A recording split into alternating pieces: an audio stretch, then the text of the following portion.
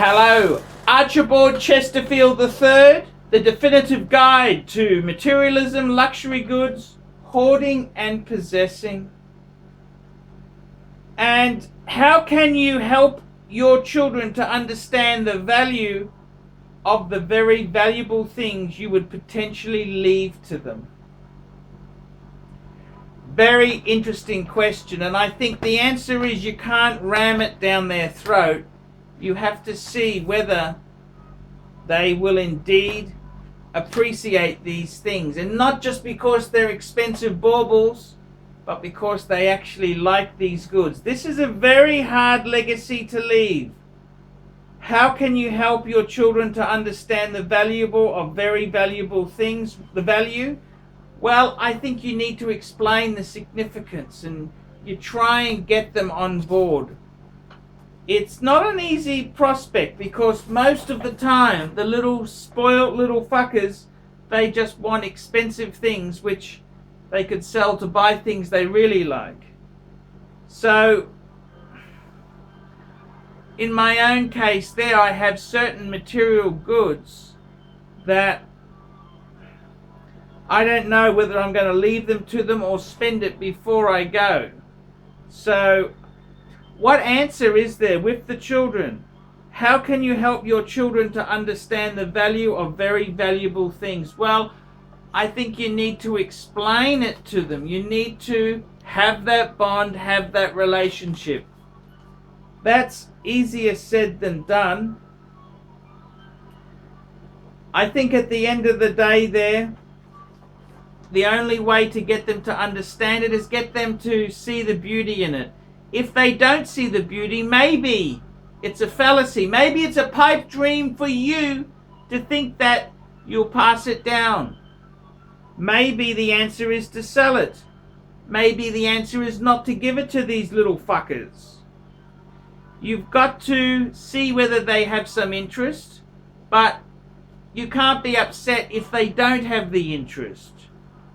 And I think guidance is the best way. Softly approach is the only way to go. There's no point ramming this down their throat. This is important because they'll tend to loathe the items. So my honest view itself there is to softly see if they can get interested in them. If they're not that keen on them, why put yourself through misery to afford them, to maintain them, to keep them?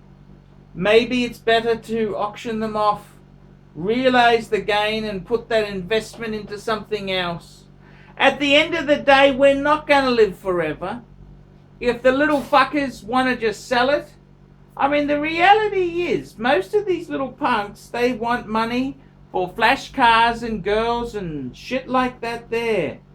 It takes a long time for them to see the sense of investment and beautiful material goods.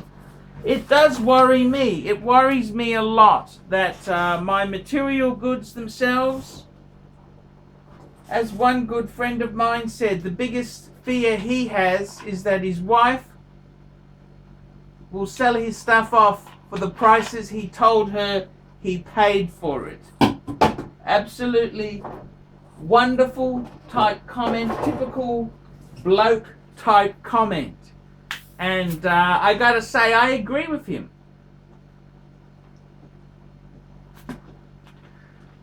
What is the answer there? To get them to understand it? Well, you have to see whether they have much interest in it.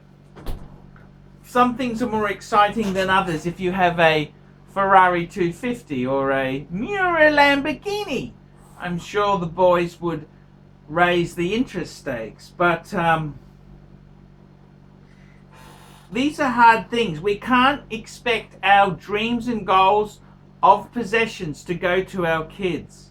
At the end of the day, they will do what they want to do once we've left the planet. And that's something which is, it's inevitable. There's nothing much we can do. I think you've got to have a bit of realism there in the sense that just because we worship something doesn't necessarily mean they will. We got to live for ourselves too. No one said we had to continue legacies or continue these great things. There are many fucking demons in this type of approach. So my own view is there. See if the little fuckers are interested.